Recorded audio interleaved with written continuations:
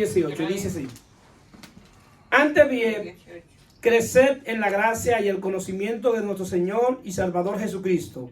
A Él sea la gloria, ahora y hasta el día de la eternidad. ¿Cuánto dicen? Amén. Amén. Vamos a estar predicando, creciendo en la gracia de Dios. Creciendo en la gracia de Dios. Primeramente, para poder saber, para poder entender lo que es crecer en la gracia de Dios, tenemos que definir qué es la gracia. Y la gracia de Dios podemos verla en dos formas. Podemos verla como el favor inmerecido de Dios, donde Dios nos ayuda a alcanzar por medio de Él mismo lo que nosotros no podemos alcanzar con respecto a la salvación. Es decir, la gracia de Dios es que Dios me regala el don de la fe para yo poder alcanzar la gracia de Dios. Es decir, que la fe es un don que Dios me regala para yo poder alcanzar la salvación. Y también podemos ver la gracia de Dios como Dios en nosotros, haciendo Él lo que nosotros por nosotros mismos no podemos hacer. Es decir, que podemos ver la gracia de Dios operando para alcanzarnos para salvación, y la gracia de Dios operando en nosotros para Dios obrar a través de nosotros. Entonces, ¿qué pasa? La gracia en sí no es una doctrina, aunque se puede organizar por doctrina. La gracia es una manifestación del carácter de Dios. Dios es un Dios de gracia. Entonces nosotros podemos ver que en todos los pactos Dios ha dispensado gracia.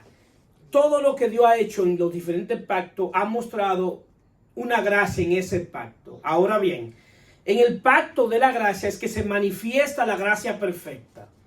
La gracia perfecta se manifiesta en este pacto porque todo lo que Dios hace es por medio de nuestro Señor y Salvador Jesucristo.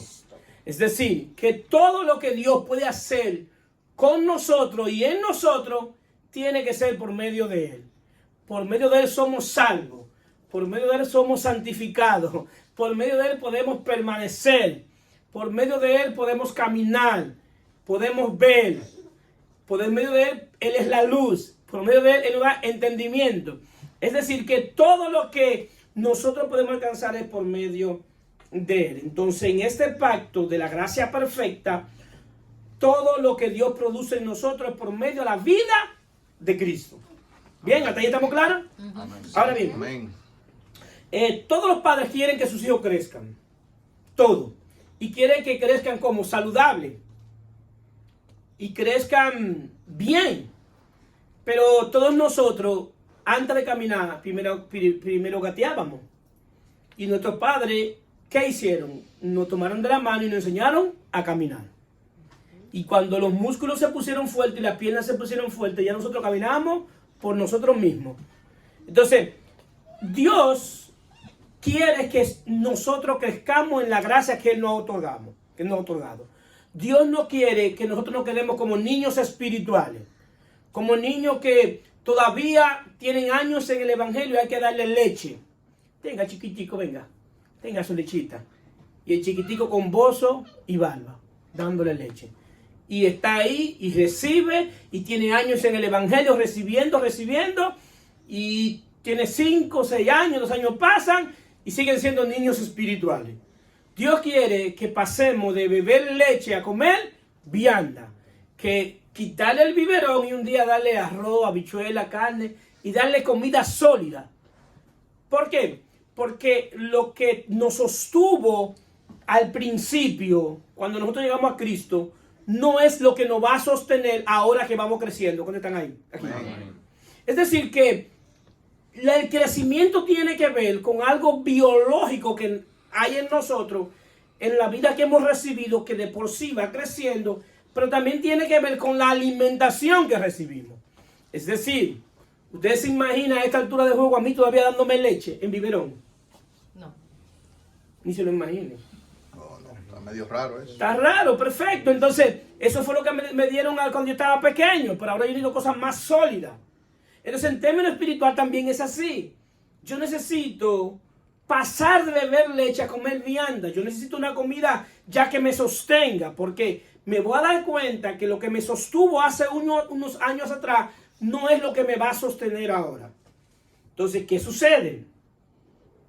como Dios quiere que nosotros tengamos un crecimiento sano y saludable, Él nos ha proporcionado todo lo que nosotros necesitamos para crecer.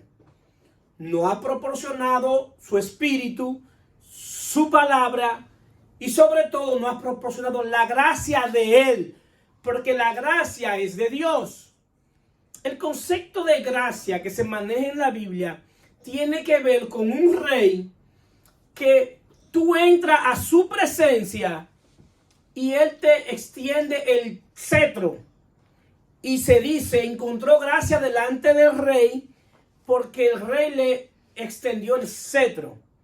Lo que hizo con Esther.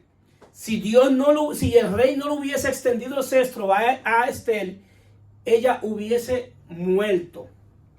Las mismas personas se iban a dar cuenta que que ella no encontró gracia delante del rey y tenía que morir.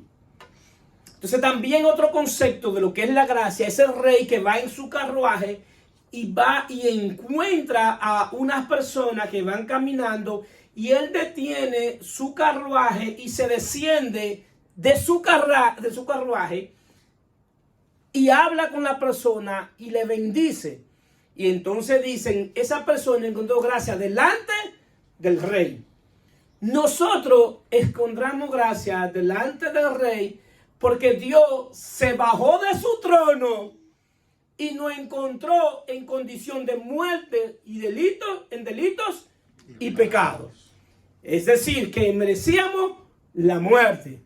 Pero Él, por su gracia y su misericordia, no solamente nos extendió el cetro, sino que nos extendió la mano y nos sacó de la condición espiritual que estábamos y no nos dejó caminando por nosotros mismos, sino que nos montó en su carruaje. ¿Cuántos están aquí? Amén. Entonces, eso es un concepto de lo que es la gracia de Dios. Ahora bien, ¿cuándo yo me encontré para salvación con esa gracia?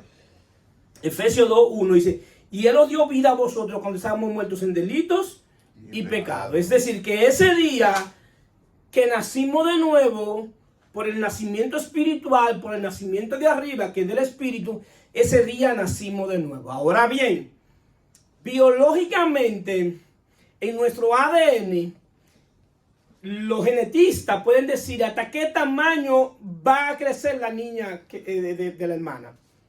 Hasta le cogen un pelo los genetistas y le dicen, esa niña va a crecer hasta tal estatura. Ella va a medir 5'2", 5'7". Esa es la estatura que va a llegar. Ahora bien, nosotros también tenemos que llegar a una estatura.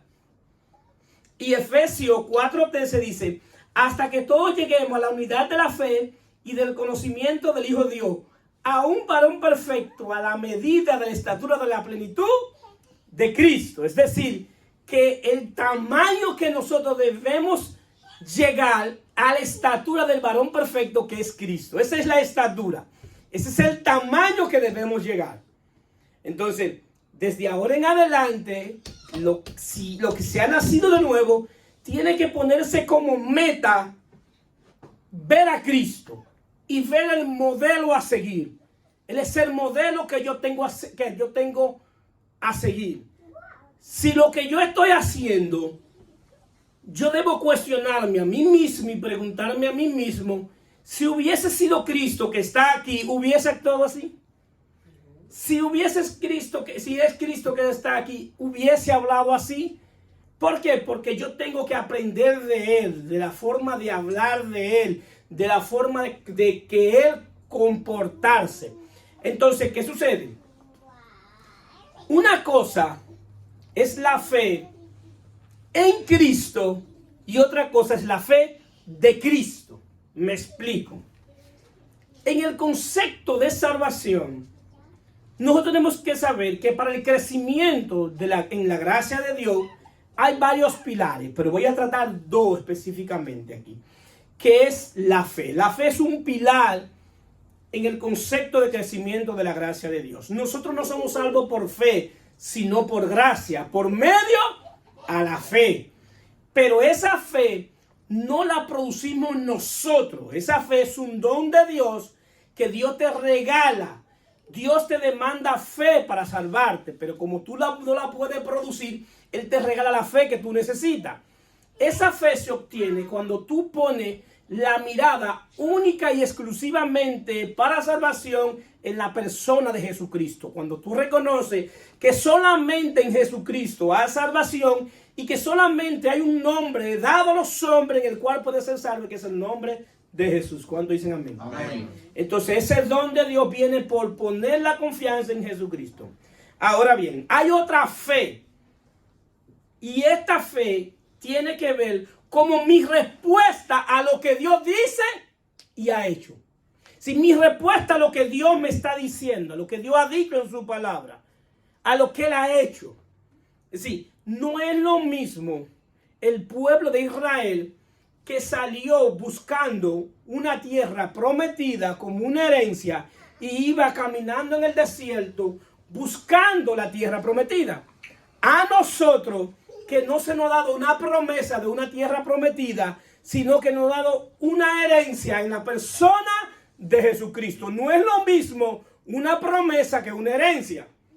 La herencia tiene algo que ya todos los trámites legales se han cumplido para que la persona reciba la herencia. ¿Dónde están aquí? Amén.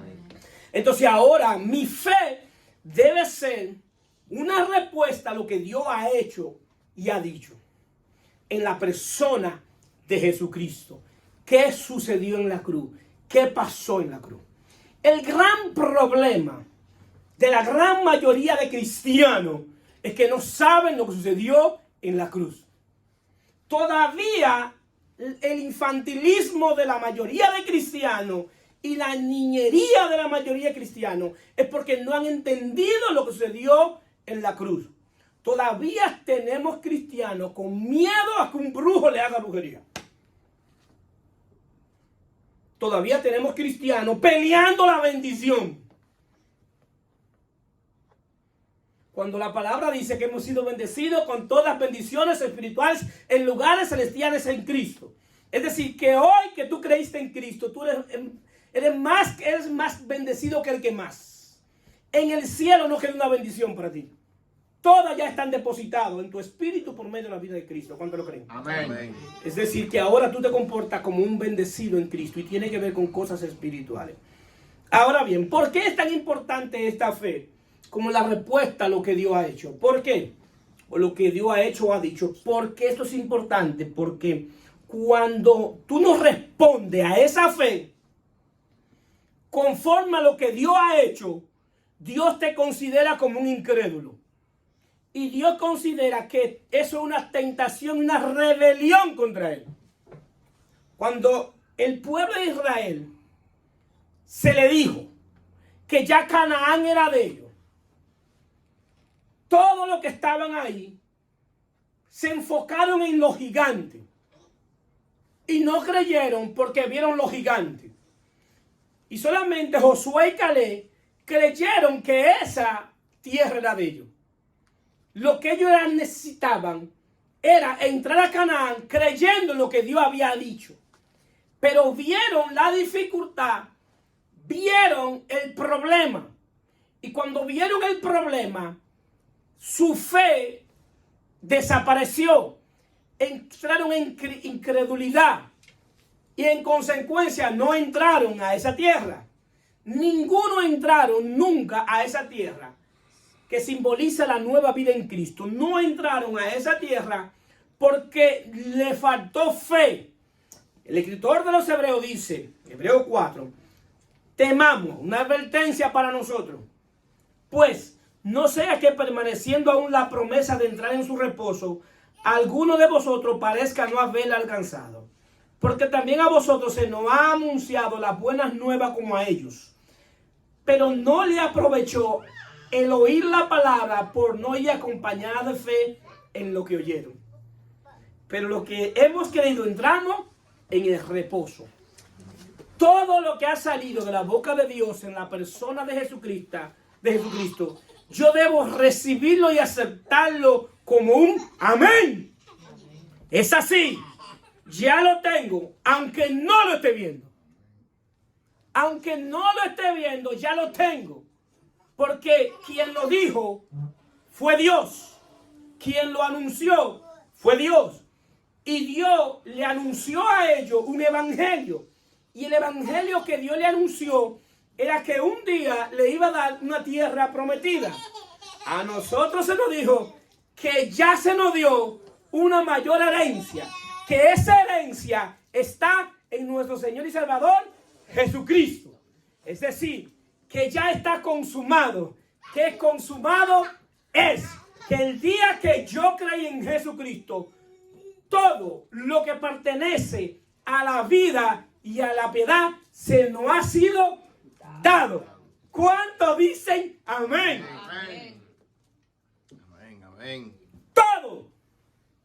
No algunas cosas que pertenecen a la vida y la piedad. Todo. Entonces, ¿qué sucede? Entrar en el reposo es descansar en la obra de Jesucristo. No descansar en la obra de Jesucristo es incredulidad. ¿Qué sucede? Descansar en la palabra que sale de la boca de Dios para trato personal con nosotros por medio del Espíritu. Dios tiene un trato personal para cada uno de nosotros. Y es personal, no es doctrinal. Me explico. Lo que Dios trata conmigo en una situación de mi vida es personal. Ni siquiera es para que yo venga aquí a decirlo. Ni siquiera es para que yo me haga alarde de eso. Porque eso constituye un trato de Dios conmigo de manera personal. Entonces, ¿qué sucede? No es doctrinal. ¿Por qué digo que no es doctrinal? Porque Dios con cada uno de nosotros habla de diferente manera. Dios habla por medio de su palabra, por medio de su espíritu. Te puede hablar por medio de sueños, te puede hablar por medio de otra persona. Dios es un espíritu vivo que trata con personas que tienen su mismo espíritu. Y Dios te puede hablar. Y cuando Dios te habla, tú debes descansar en lo que Dios te está diciendo. La voz de Dios no se entiende por lo que dice, sino se discierne en términos espiritual. Tu espíritu da testimonio nuestro espíritu da testimonio cuando Dios te está hablando. Y tú puedes saber, discernir que Dios te está hablando. Una cosa, ojo con esto, nunca intente explicarle a alguien lo que Dios está tratando contigo, porque no se trata de eso. Nadie va a entender lo que Dios está tratando contigo. El día pasado, yo tenía una situación y quería hacer algo en mi negocio. Y quiero tomar la decisión que esa situación está incómodo por esa situación. Y le oro al Señor para tomar la decisión. Porque ese es el modelo. El modelo que mi negocio no es mío, el negocio es de Dios y yo soy el administrador. Yo soy su mayordomo. Amén. Yo no puedo hacer lo que yo quiera, porque es una bendición de Él para mi vida. Y cuando yo estoy orando al Señor para hacer lo que quiero hacer, el Señor me dice que no lo haga. Y no lo hice. Y lo que yo quería hacer, a la semana Dios lo hizo. A la manera de Él. ¿Por qué? Porque crecer en la gracia es dejarse guiar por Dios, por lo que Dios quiere hacer en tu vida. Es dejarse guiar por su espíritu. Es que obedecer cuando Él te dice no. Y echar hacia adelante cuando Él dice sí. Crecer en la gracia es detenerte a escuchar a Dios y hablar con Dios. Va a depender mucho ese crecimiento de escuchar la voz interna del Espíritu donde Dios trata contigo. Ahora bien, crecer en la gracia de Dios no es ayudar a Dios a hacer lo que Dios dijo que va a hacer. Nosotros somos tan especialistas que muchas veces queremos ayudar a Dios. Dios no necesita nuestra ayuda. Amén. Él es más que suficiente para hacer lo que Él dijo que va a hacer. Para los que no lo saben, pastor. Para los que no sabían, Dios no necesita de tu ayuda. Porque hay muchos que entienden, mira, Dios le faltó algo en la cruz y yo se lo voy a añadir. Sí. La cruz no fue perfecta, el sacrificio no fue perfecto. Y como no fue perfecto y le falta algo, aquí estoy yo que lo voy a hacer. No. El sacrificio fue perfecto, la gracia es perfecta, el cordero fue perfecto, la fe fue perfecta, porque fue Dios que lo hizo y Él se propuso hacerlo porque Él lo dijo. Amén. La gloria sea de Dios. A Él sea la gloria. ¿Estamos claros? Amén. Que la gracia no estuvo ayudando a Dios a hacer lo que Él dijo que va a hacer. La gloria sea de Dios. Una mujer que quiso ayudar a Dios y armó un caos que todavía tenemos el problema por ese caos. Porque ella quiso ayudar a Dios. Dios le dijo a Abraham, te voy a dar un hijo. Y habló del hijo de la promesa. Y ella era estéril. Y dijo, ¿cómo Dios me va a dar un hijo si yo soy estéril? Pero como Dios se le olvidó de que yo era estéril, yo le voy a ayudar. Ahí tiene. Dios, mira, yo soy tan sabia, que a ti se te olvidó que yo era estéril. Y como a ti se te olvidó, yo te voy a ayudar. Abraham, a Dios se le olvidó que yo soy estéril, pero vamos a darle una manita. Y le trajo a Agar. Y le dice a Abraham, llégate a Agar para que tenga tu hijo, el que Dios te prometió. Y de ahí sale Ismael. ¿Sabes quiénes son los descendientes de Ismael? Los árabes, enemigo eterno del pueblo de Israel. Que muchos de ellos son musulmanes. Y son enemigos, muchos de ellos son enemigos del pueblo de Israel. De ahí viene el Islam y el Corán. De ahí viene una parte, no todo, los musulmanes radicales. Que el que no es musulmán merece la muerte. Ese caos y esa guerra que ustedes ven con los pueblos que están alrededor de Israel, nace de ahí. De una mujer que quiso ayudar a Dios. Y Dios le dice, óyeme, yo no necesito ayuda. Es más, te la voy a poner más difícil. Tú eres estéril. Le di la promesa a Abraham a los 75 años. Y pasan los años y los años. Y Abraham va poniéndose viejo. Hasta que él consideró su cuerpo como muerto. Donde él dice, no hay manera de que yo pueda hacerlo. Porque mi esposa es estéril y yo estoy aquí que no prendo ni jompeado.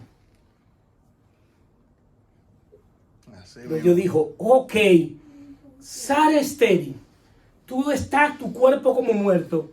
Ahora es que yo voy a orar. Para que cuando suceda, no te gloríes de que tú lo hiciste.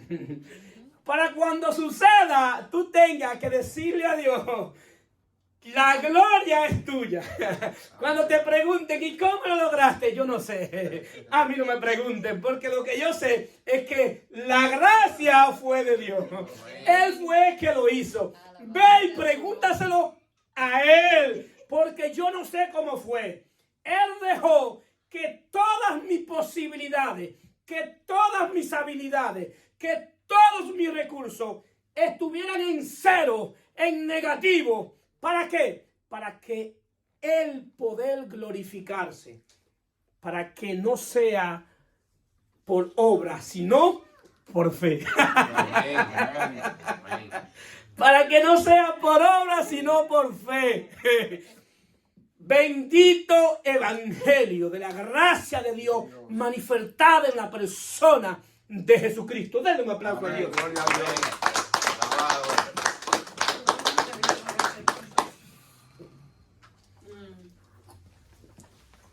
Una servilleta. Gracias, Jocelyn. Aleluya. Excúseme. Hay otro pilar del crecimiento, el crecimiento en la gracia de Dios, que es el conocimiento del Hijo de Dios. Usted no puede crecer en la gracia de Dios si no conoce el medio que Dios nos proveyó para alcanzar su gracia. Sí, y el crecimiento, la gracia de Dios es manifestada en la persona de Jesucristo. Es decir, que yo debo conocer a la persona de Jesucristo. Yo debo conocer quién es Jesucristo. Y yo tengo que ver el conocimiento de Cristo de manera que dice la Sagrada Escritura de Él. Y ese fue el conflicto cuando Jesús resucita y va camino a Emaú. Y se encuentra con un grupo de personas que están sorprendidos por lo que ha sucedido. Que Jesús había resucitado. Y él, miren cómo le dice, Lucas 24, del 25 y 27. Entonces le dijo: oh insensato y tardo de corazón para creer todo lo que los profetas han dicho. ¿No era necesario que el Cristo padeciera estas cosas y que entrara en su gloria? Y comenzando desde Moisés y siguiendo por todos los profetas, le declaraba en todas las escrituras lo que de él se decía. La Biblia de tapa a tapa habla de Cristo. Si hay alguien que tenemos que buscar en las escrituras, es a Cristo. La gran mayoría de gente va a la Biblia para afirmar su doctrina. Y teológicamente ellos buscan los textos bíblicos que afirman su doctrina. Y por eso se encierran en lo que ellos creen. Y hay textos que no pasan por ahí ni de visita. Hay textos que esa hoja está nuevecita, porque nunca la han ojeado. ¿Por qué? Porque a ellos solamente les interesan los textos que marcan su doctrina. Si tú comienzas a buscar textos para afirmar tu doctrina, va a chocar con las escrituras. Si tú te acercas a las Sagradas Escrituras es buscando qué dicen las escrituras de nuestro Señor y Salvador Jesucristo. Ese era el misterio que estaba escondido de los siglos en Dios, pero que ya ha sido revelado. Y ese misterio estaba escondido de manera de tipo, sombra y figura. Es decir, que yo tengo que ir a las escrituras buscando qué dice las escrituras de Cristo. Entonces yo necesito tener un contacto con las escrituras, pero al mismo tiempo yo necesito conocer a Cristo en términos espiritual. Cristo es espíritu. Fue hecho espíritu vivificante. Es decir, que yo ahora a Cristo no lo conozco de manera personal, de manera física. ¿Quién ha conocido a Cristo de manera física? Ninguno de los que estamos aquí. Si a Cristo conociste según la carne, ya no lo conocemos así, ahora lo conocemos en espíritu. Y Él tiene conmigo una relación de espíritu a espíritu. Amén. Amén. O sea, en espíritu Él me habla, yo le escucho, yo le hablo, yo oro con Él, yo le explico mi situación, yo hablo cómo me siento. Yo digo cómo me siento. Señor, me siento así de esta manera, aunque tú no sabes cómo yo me siento, pero yo quiero que tú lo sepas. Yo quiero que tú sepas lo que está pasando conmigo. Entonces ahora yo necesito tener un contacto en términos espirituales, una vida devocional con Dios por medio de su espíritu, por medio de su palabra. No hay manera de crecer en la gracia de Dios si no se tiene una vida devocional. ¿Qué es una vida devocional? Es una vida constante, diario, todos los días, de tu diario tener contacto con su palabra, con su espíritu. Tener contacto con todo lo que Él ha provisto. Entonces eso es una vida devocional. A la hora que tú entiendas que es más cómodo o que tú entiendas que tú podías hacerlo. Porque es una vida de una relación. Por eso es que venir a Cristo no es religión, es relación. Y tener relación es tener contacto.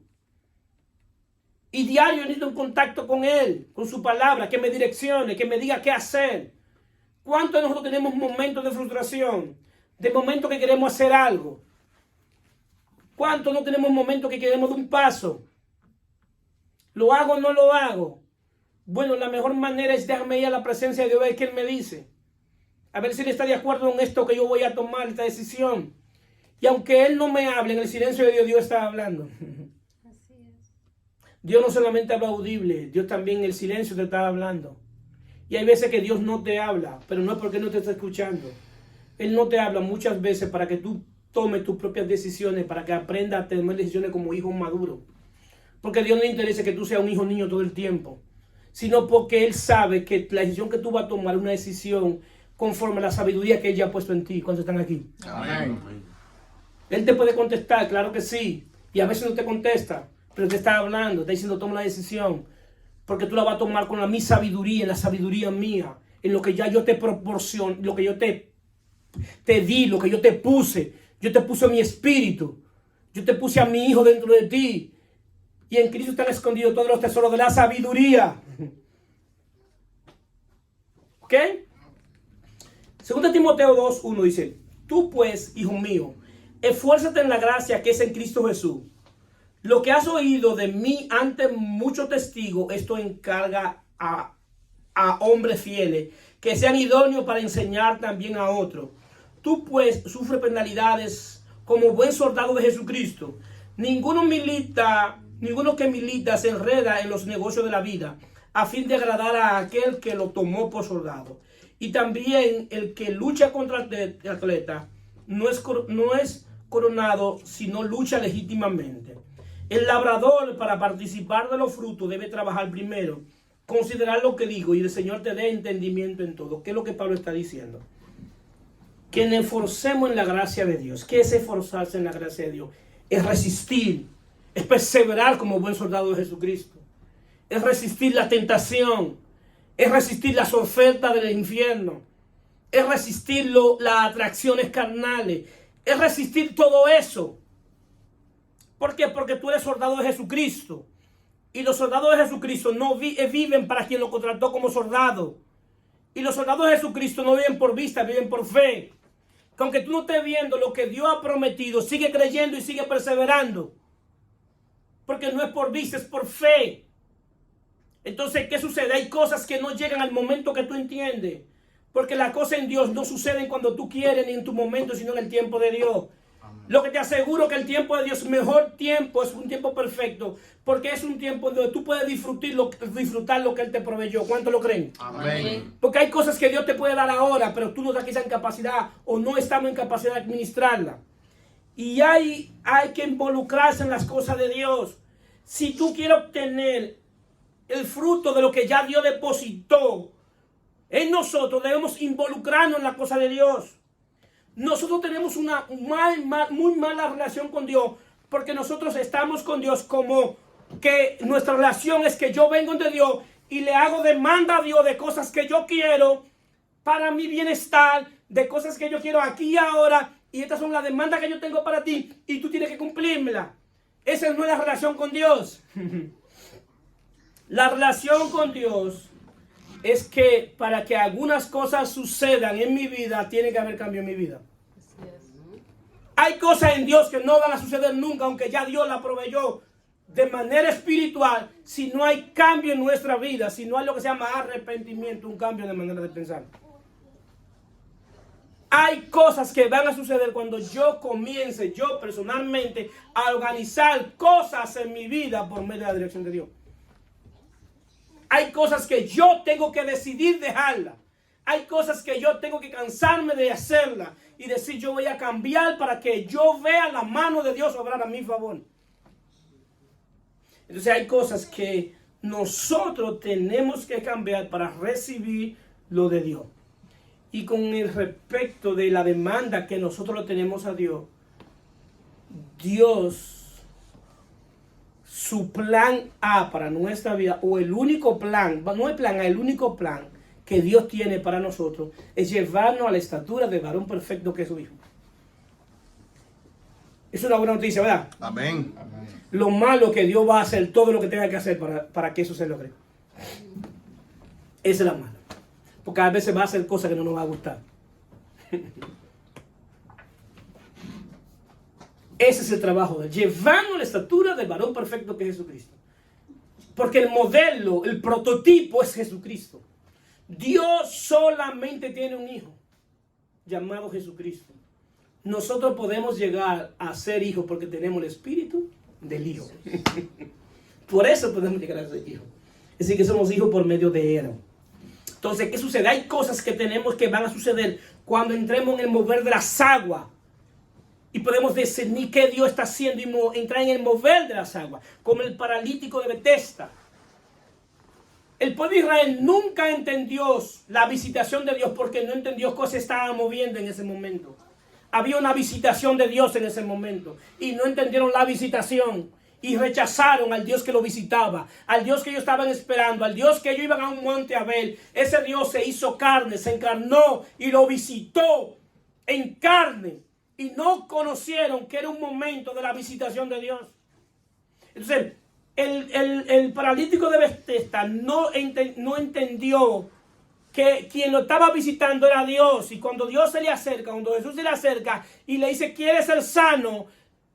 La respuesta, ¿cuál debió ser? Sí, yo quiero ser sano. Pero esa no fue la respuesta. La respuesta de él fue una excusa. Es que nadie me está ayudando.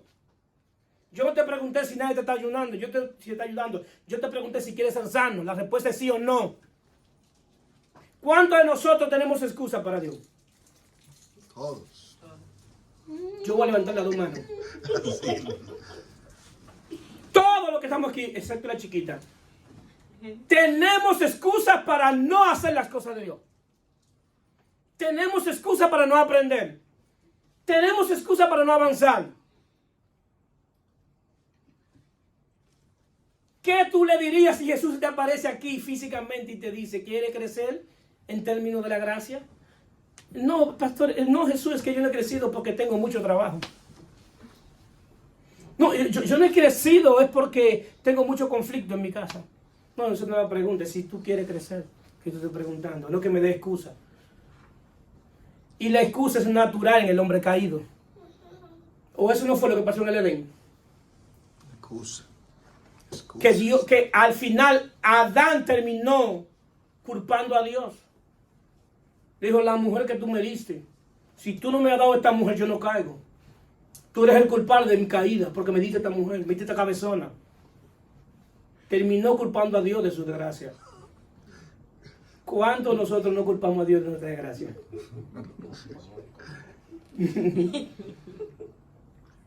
¿Cómo que fue Dios que lo hizo? ¿Cuál es el mensaje de hoy? Que dejemos las excusas para Dios. Es la intención, que dejemos las excusas para Dios. Dejemos las excusas. No dejemos las excusas. Cuando mejor digo, no es que yo no quiero, pero no ponga excusas. Es que dejemos las excusas para Dios. Porque si no hemos crecido es porque tenemos excusas. Tenemos muchas excusas. Entonces, esa es la idea. ¿Qué sucede? Si yo tengo un don que es para Dios, yo tengo que usarlo para Dios. Porque Él me lo dio para Él. Yo puedo crecer en la gracia de Dios cuando yo comienzo a operar en el don que Él me dio. Yo entendí que el Señor me llamó como pastor, pero también entendí que el Señor me llamó como maestro de la palabra. ¿Qué yo hago? Que trato de estudiar como maestro. Escucho a personas que son maestros de la palabra, que yo identifico que son maestros de la palabra, y a esa persona escucho porque aprendo de esos maestros, de personas que ya corrieron antes que yo, que antes de que yo naciera ya estaban en este camino, y su gracia, la gracia de Dios lo alcanzó a ellos, y hoy ellos pueden ministrar en el don que Dios les dio, y ahora yo me alimento de esa persona que Dios ha puesto en mi camino para aprender de ellos. ¿Por qué? Porque yo tengo que ser responsable en el don que Dios me dio. ¿Para qué? Para correr en el don que Dios me dio. Entonces, si yo tengo un don, yo tengo que comenzar a correr en el don que Dios me dio, a trabajar en ese don. Porque de esa manera es que yo voy a crecer en la gracia de Dios, trabajando en el don que Él me regaló. Porque los dones que Dios te da no es para ti, es para la correcta edificación del cuerpo de Cristo. Porque somos un cuerpo. Y para yo crecer en la gracia de Dios, tengo que crecer unido al cuerpo. Si a alguien le cortan un brazo o una pierna, ¿esa pierna sigue creciendo? No. ¿Ese brazo sigue creciendo? ¿Por qué? Porque está desconectada del cuerpo. Entonces el crecimiento nuestro no es individual, el crecimiento es como cuerpo. Hay cosas que Dios ha puesto en mí que yo tengo que ministrarlo a ustedes como parte del cuerpo. Pero hay cosas que Dios ha puesto en ustedes que yo necesito que ustedes me ministren con eso que Dios puso en ustedes. ¿Cuántos están aquí? Amén. Amén. Yo necesito que ustedes me ministren con eso que Dios puso en ustedes. Porque eso me va a alimentar y te va a hacer crecer a ti. Pero también me va a hacer crecer a mí también. Porque vamos a crecer como cuerpo. No es que el pastor crezca y los demás se queden enanos. El pastor es puesto como la figura principal. Vamos a ponerlo como la figura principal. En el sentido, vamos a ponerlo en este sentido figurado. Como una cabeza, ¿verdad? Que esa cabeza va creciendo. Y va creciendo la cabeza y el cuerpo se queda flaquito. Eso no es un hombre, eso es un monstruo. Porque él sabe mucho, pero no sabe nada. Y a mí no me interesa saber mucho sin que ustedes no sepan nada. A mí me interesa que en la medida que yo crezco, el cuerpo también crezca. ¿Cuántos están aquí? Amén. Esa es la idea, queridos hermanos. Entonces, ¿qué sucede? Estudiar la palabra. Pero no es para enseñarla, primero es para vivirla. Y después la enseño. Yo mismo he aprendido primero a vivir la palabra y estoy en eso. Para después enseñarla. Y a veces se me pelean, se me revoltean porque esto y esto. Y yo digo, estate tranquilo que Dios no ha terminado conmigo. Dios todavía conmigo está trabajando. lo que yo estoy haciendo, rindiéndome para que Él me trabaje. Porque yo tengo un tesoro en vaso de barro. Y Dios está haciendo, perfeccionando ese tesoro. Y ustedes son tesoro en vasos de barro. Y esto es tesoro en vasos de barro para que la excelencia no sea de nosotros, sino de Dios. Y Él no está profesional ni no está mordeando. Y a veces cuando el alfarero tiene que construir un vaso de barro, tiene que darle vuelta, tiene que meterlo a presión. Y a veces, ¡pam!, un martillacito por aquí. ¡Pam!, fuego por aquí. Lo que pasa es que ninguno queremos martillazo ni fuego. Queremos un evangelio de aquí y ahora, donde decláralo y sucede. Pon esto y tú vas a ver lo que Dios va a hacer. No, ese no es el evangelio de Cristo.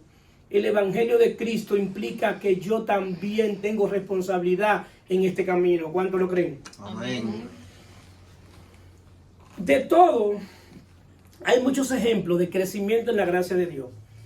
Pero hoy, viendo yo un texto bíblico, la manifestación más grande de lo que es el crecimiento en la gracia de Dios es manifestado en Juan 9, cuando Jesús sana al ciego, que es ciego de nacimiento.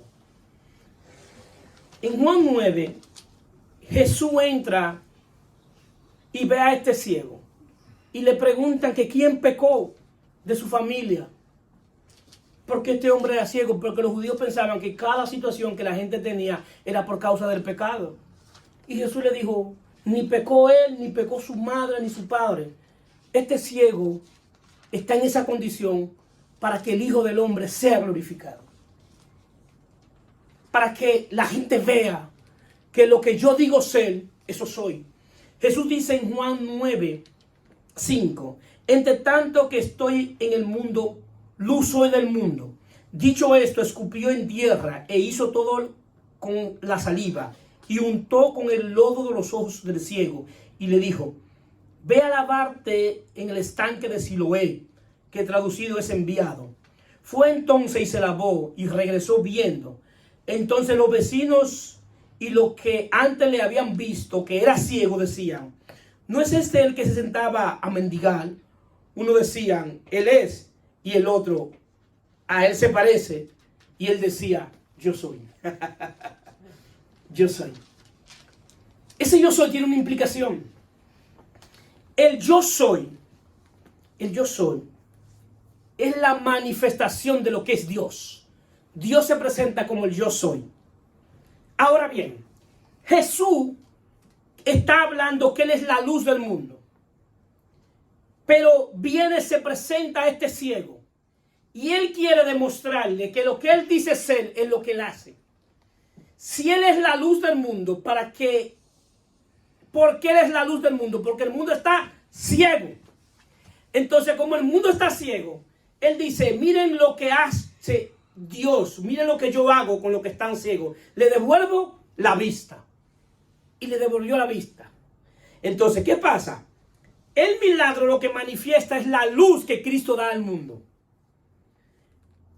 El ciego es mandado después porque dice que el estanque es enviado.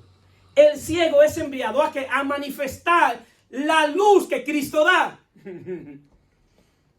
Nosotros hemos recibido la luz de Cristo para manifestar la luz que Cristo da. Como Él es luz, nosotros debemos ser luz por medio de Él. Es decir, que hay gente allá afuera que están ciegos, que hay una luz interior en ti, que es la luz de Cristo, que tú necesitas que tú lo alumbres con la palabra de Dios para que esas personas vean, van a ver. ¿Por qué? Porque la palabra que tú le vas a dar es la palabra de Dios. Y ellos van a creer y entonces ellos van a comenzar también a ¿qué? A ver. Entonces, ¿qué sucede? Cuando Él dice yo soy, el yo soy es la expresión del ser de Dios. ¿Qué le está diciendo con yo soy? Ella está diciendo que por medio de Cristo es participante de la obra de Dios. Él está diciendo, yo estoy participando de lo que Dios hace por medio de Cristo. Dios lo que hace es que a los ciegos le da vista por medio de Cristo. Yo era ciego y ahora estoy viendo. Yo soy una manifestación de lo que Dios hace. En el crecimiento de nosotros en la gracia de Dios es manifestando lo que Dios dijo que nosotros somos en Cristo. Es decir, que para yo crecer tengo que manifestar lo que ya soy en Él. ¿Cuánto están entendiendo? Amén. Entonces, cuando yo comience a manifestar lo que yo soy en Él, entonces, en esa medida estoy creciendo en la gracia de Dios. ¿Qué pasa? Ese cieguito, o ese ciego no se quedó ahí. Ese cieguito era el cieguito más respondón que había. El cieguito va al templo, donde están los fariseos. Los fariseos están ahí en el templo. Y el cieguito llega allá, que aparte de ser ciego, también era mendigo. Y los fariseos, desde que lo que ven, comienzan a atacarle. Ustedes saben la historia. Y están cuestionándole. Tú no eras ciego. Ese hombre es pecador. ¿Y cómo te devolvió la vista? ¿Qué hizo? Pues él de tus padres. Y los padres decían, vayan y pregúntale a él. Él sabe, pregúntale a él que él sabe. Y van, pero dime cómo fue. ¿Y cómo fue que lo hizo? Y el seguidito dice, hey, ¿qué es lo que pasa? ¿Ustedes quieren hacerse discípulo de él? Es que quieren hacerse discípulo de él. ¿Qué es lo que pasa con él? Es que tú no, ese hombre es pecador. Bueno, yo sé que, no sé si es pecador, si es profeta. Lo que yo sé es que antes yo era ciego y ahora veo. Eso es lo único que yo sé. Lo único que yo te puedo explicar es que yo era ciego y ahora veo. No me preguntes teológicamente cómo lo hizo. No me lo preguntes porque no sabía explicarte. Lo que te voy a explicar es que yo estaba en una condición de ceguera espiritual y ahora veo. Eso pasa con nosotros. Éramos ciegos y ahora vemos. Nosotros podemos crecer en la gracia de Dios cuando se nos quite la venda de nuestra mente y podamos ver a Cristo. La gran mayoría de gente ve una denominación. Aquí está la verdad y si no es aquí, nadie te da la verdad. La verdad no está en una persona, la verdad está en una persona llamada Jesucristo. No está en una denominación, mejor dicho, está en una persona que es Cristo. Esa es la verdad. Cristo es la verdad. Denle un aplauso a Cristo. Ahora bien, ¿qué pasa? Cuando Él le dice que si ellos querían hacerse discípulos de Él, de Cristo, ellos le dicen, nosotros somos discípulos de Moisés. Y le dijo, ok, ustedes son discípulos de Moisés, pero yo no puedo ser discípulo de Moisés porque yo soy ciego y también soy un mendigo, es decir, que la ley no me puede alcanzar. Porque ¿cómo yo puedo seguir la ley siendo ciego y siendo mendigo? ¿Cómo yo puedo llevar un cordero si a mí hay que darme? Yo no tengo nada que dar, no tengo nada que ofrecer. Y para colmo soy ciego. Y por eso Él le dice, en el Juan 9, 30, 34, respondiendo el hombre le dijo, pues eso es maravilloso, que vosotros no sepáis de dónde sea. Y a mí me abrió los ojos. Y sabemos que Dios no oye a los pecadores, pero si alguno es temeroso de Dios y hace su voluntad, a ese oye. Desde el principio no se ha oído decir que alguno abriese los ojos a uno que nació ciego. Si éste no viniera de Dios, nada podría hacer. Respondiendo le dijeron, tú naciste de todo pecado y nos enseñas a nosotros. Y lo expulsaron. Él creció en la gracia de Dios, que de ser un ciego, un mendigo, se convirtió en un maestro de la palabra en la sinagoga. Amén. Comenzó a enseñarle quién era Dios. Le hizo ver que ellos no conocían a Dios, que ellos estaban dependiendo de la gracia y que de la única manera que él podía salir de su condición espiritual es si era dependía de la gracia de Dios en Jesucristo. Le dijo, ustedes no conocen a Dios y yo era mendigo y también era ciego y he venido aquí a la sinagoga a alumbrarlo a ustedes porque ustedes creen que conocen a Dios y no conocen a Dios. Y a Dios solamente se puede conocer si la gracia de Dios te alcanza en la persona de Jesucristo. Amén. Se convirtió en un maestro sabio de la palabra de Dios. Una persona que nunca había leído un libro. ¿Por qué? Porque la gracia de Dios no te deja donde te encuentran. Queridos hermanos, una de las cosas que Satanás más ha logrado en la iglesia es confundir la gracia y que la gente le tenga miedo a la gracia. La gracia de Dios, el primer principio que tú necesitas para entender la gracia es reconocer que de la única manera que tú puedes salir de tu condición espiritual es si pones tu confianza en la persona de Jesucristo. Punto. Toda tu confianza ponla en Él.